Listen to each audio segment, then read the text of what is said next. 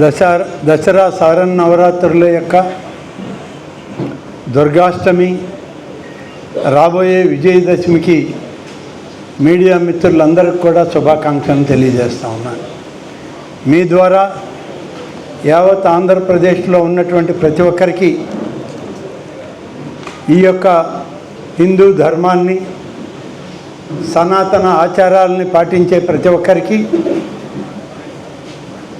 హిందూ పండుగల్లో వచ్చే ప్రతి కార్యక్రమం వారికి అందాలి, సత్ఫలితాలు రావాలి, కుటుంబాలు సంతోషంగా ఉండాలి, అందరికి కూడా మంచి జరగాలని చెప్పి వారందరికి కూడా భగవంతుని ఆశీస్సులు ఉండాలని చెప్పి, అమ్మవారి యొక్క దీవెనలు ప్రతి కుటుంబానికి ఉండాలని చెప్పి ఈరోజు ప్రార్థిస్తూ అందరికీ అమ్మవారి ఆశీస్సులను అందిస్తూ ఈరోజు మాట్లాడుతూ ఉన్నాం.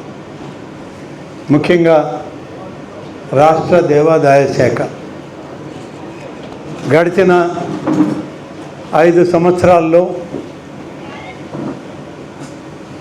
గడిచిన కాలంలో దేవాదాయ శాఖ అనేటువంటిది ఎక్కడుంది, ఎలా ఉంది అనేది కనిపించే పరిస్థితి కూడా లేదు.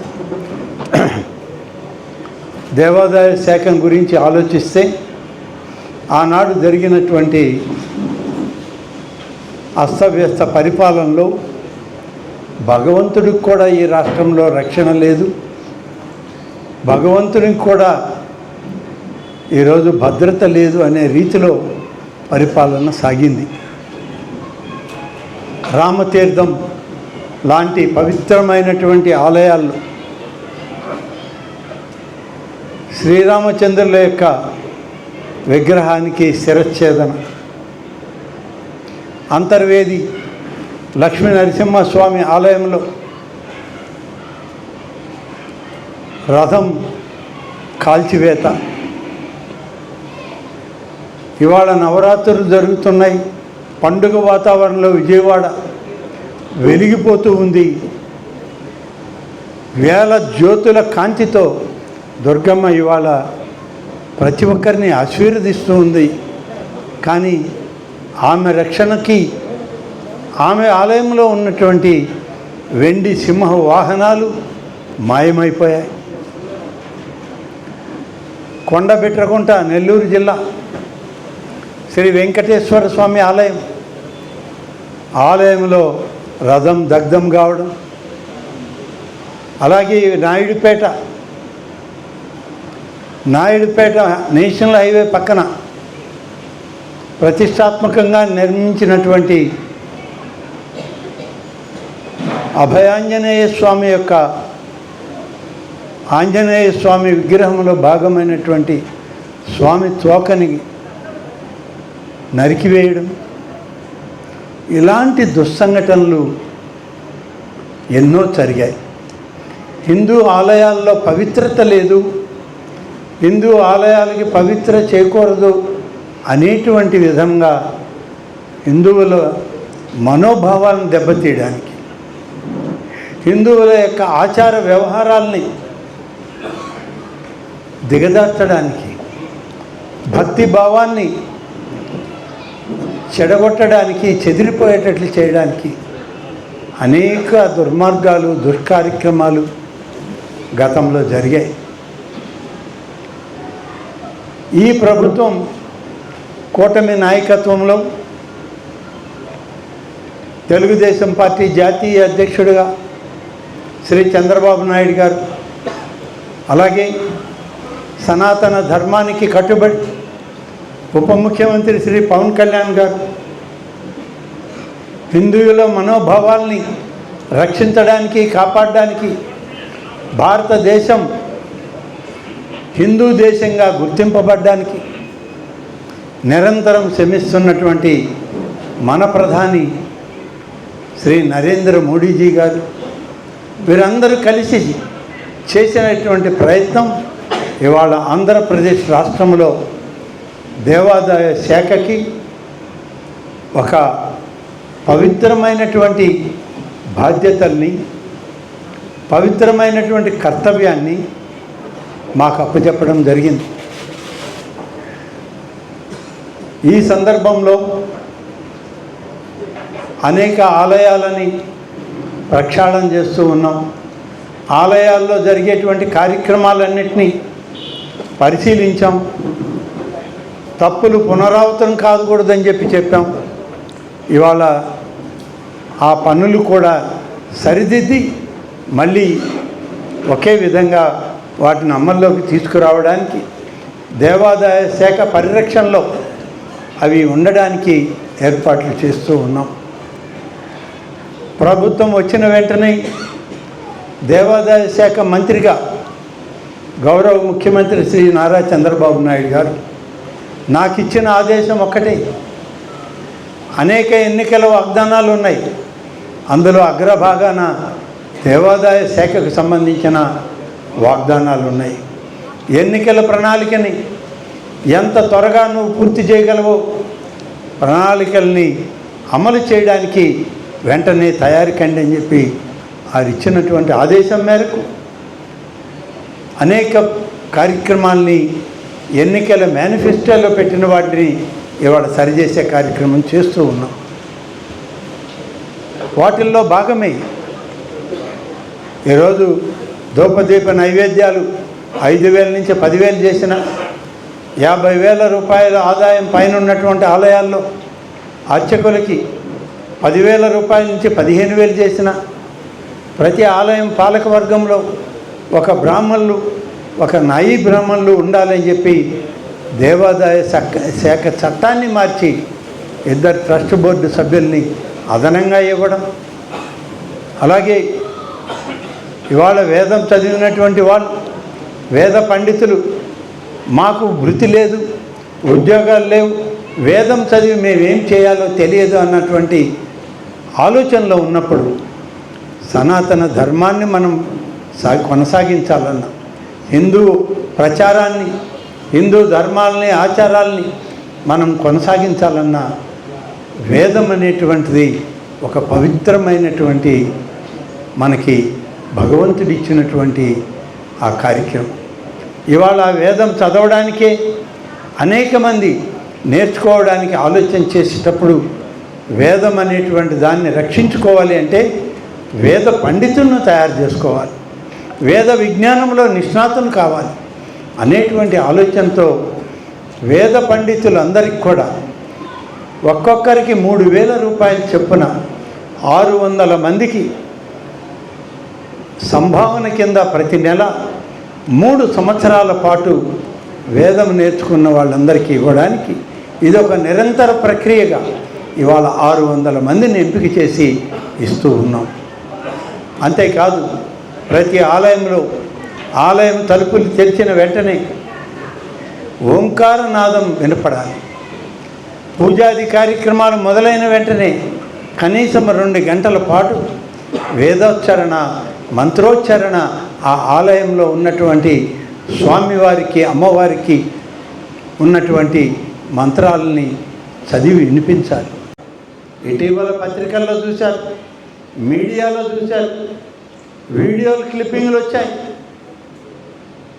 ఎవరు దోచుకున్నారా సొత్తు? రవికుమార్ అనేటువంటి వ్యక్తి హుండీ లెక్క పెడతానని వచ్చి, ఆ వచ్చిన వ్యక్తి పత్రికల సమావేశాల్లో చెప్పకూడనటువంటి ప్రాంతంలో ఆ మొత్తం అమెరికన్ డాలర్లన్నీ పెట్టుకొని పారిపోతూ ఉంటే పట్టుకున్నారు. పట్టుకొని అతని మీద కేసు పెట్టారు. అంతవరకు పర్వాలేదు. తర్వాత ఏమైంది? దాదాపు 300 కోట్ల రూపాయలు ఈ విధంగా అక్రమంగా అతను సంపాదించాడు అని చెప్పి తెలిస్తే ఏమైంది తర్వాత? ఇటీవల శాసన మండలిలో కూడా జవాబు చెప్పాను.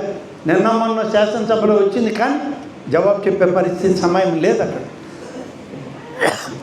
దాదాపు 200 కోట్ల రూపాయలు ఆవేళ పాలకవర్గంలో మీరు నియమించినటువంటి ఒక వ్యక్తి, పోలీస్ అధికారులు కలిసి దోచుకున్నారు అతన్ని.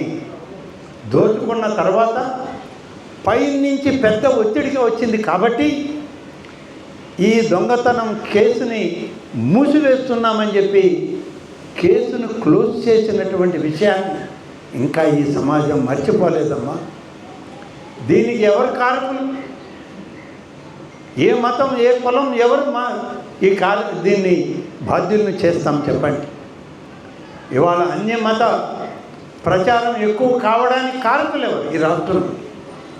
హిందూ ధర్మాన్ని నమ్మినటువంటి వాళ్ళు కోట్లాది మంది ఈ రాష్ట్రంలో ఉంటే అన్యమత ప్రచారం ఎక్కడ జరుగుతుంది? ఎవరు దీనికి నాంది పలుకుతున్నారు? అన్యమత ప్రచారాలకి అడ్డొస్తుందని హిందూ ఆలయాల నిర్మాణానికి అడ్డు తగులుతున్నారు అందరూ. ఇది ధర్మమా అని అడుగుతున్నాం. ఇదేనా మీ న్యాయం? ఇదేనా అన్ని మతాల పట్ల మీకున్నటువంటి స్పష్టమైన వైఖరి? ఇవాళ జవాబు చెప్పాల్సిన అవసరం మీకే ఉంది, మాకు కాదు. కాబట్టి మీరు చేసేటువంటి ఇలాంటి కార్యక్రమాలు అనేక రకాలుగా ఉన్నాయి.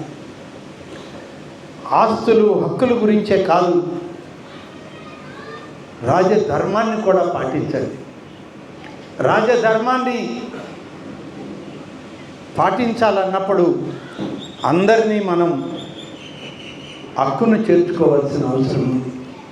భారత రాజ్యాంగం ఇచ్చినటువంటి హక్కు, అధికారం ఈ దేశంలో ఉన్నటువంటి అన్ని మతస్థులకి ఉంది, అన్ని కులాలకి ఉంది, అన్ని వర్గాలకి ఉంది. ఇదే డాక్టర్ బిఆర్ అంబేద్కర్ మనకు చూపించినటువంటి రాజ్యాంగం.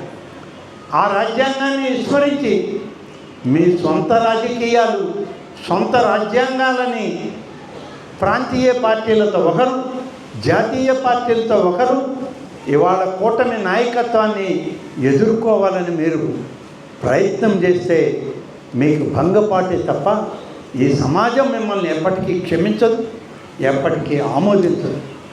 ఇది సరైన పద్ధతి కాదు. కాబట్టి ఇవాళ షర్మిల గారు కాంగ్రెస్ పార్టీ అధ్యక్షురాలు, ఇది కాంగ్రెస్ పార్టీ విధానమా లేకుంటే షర్మిల గారి వ్యక్తిగత విధానమా చెప్పాల్సినటువంటి అవసరం కూడా ఉంది. ఆలయాలు కట్టొద్దు, టాయిలెట్లు కట్టండి అని ప్రభుత్వానికి సూచించింది అఖిల భారత కాంగ్రెస్ పార్టీ విధానమా చెప్పాలి. అలాగే లేదా ఇది వ్యక్తిగతంగా ఆ పార్టీ అధ్యక్షురాలు షర్మిల గారి విధానమా, అది కూడా మీరే చెప్పండి. మీ పార్టీ విధానం అయితే మరి చెప్పండి. మీ పార్టీ ఇన్ఛార్జీలు లేకుంటే ఏఐసిసి సభ్యుల్ని లేకుంటే అఖిల భారత కాంగ్రెస్ పార్టీలో మీకున్నటువంటి నాయకులను చెప్పండి జవాబు. లేదా మీ వ్యక్తిగత అభిప్రాయం అయితే చెప్పండి. అప్పుడు కాంగ్రెస్ పార్టీకి అధ్యక్షురాలుగా తగచ్చా తగరా అనేది కాంగ్రెస్ పార్టీ కార్యకర్తలు కూడా ఉన్న కొద్దో గొప్ప కార్యకర్తలైనా దాని మీద ఒక నిర్ణయం చేస్తారు. ఏంటి ఈ యొక్క విచిత్రమైన ధోరణి, ఇంత వికృతమైనటువంటి ఆలోచన విధానం, ఈ ధోరణి ఈ సమాజానికి చెడు చేస్తుందే తప్ప మంచి చేయదు. కాబట్టి అన్న ఒక మార్గం, చెల్లి ఇంకొక మార్గం, ఒకరు జాతీయ పార్టీ, ఒకరు ప్రాంతీయ పార్టీ, అందరూ కలిసి కూటమిని ఇవాళ ఎదుర్కొనే ప్రయత్నం చేస్తే కూటమి ముందు ఉన్నటువంటి ఒక పటిష్టమైన ఆలోచన విధానం, రాజకీయ విధానం, అలాగే రాజ్యాంగబద్ధమైనటువంటి విధానాల్లో మీరు కొట్టుకుపోక తప్పదు. మీకు ఇప్పటికే నూకలు చెల్లాయి, ఇక మీద పుట్టగతులుండే పరిస్థితి ఆంధ్రప్రదేశ్ రాష్ట్రంలో మీకైతే లేదు అని చెప్పి తెలియజేస్తూ, ఇది మంచి విధానాలు కాదు. పూర్తిగా షర్మిల గారి స్టేట్మెంట్ని నేను ఇవాళ ఖండిస్తూ, హిందూ ఆచారాలకి సనాతన ధర్మాలకు కట్టుబడినటువంటి దేవాదాయ శాఖ మంత్రిగా ఆంధ్రప్రదేశ్ రాష్ట్ర ప్రభుత్వం నుంచి ఖండిస్తూ ఉన్నానని చెప్పి సందర్భంగా తెలియజేస్తున్నాను. ధన్యవాదాలు.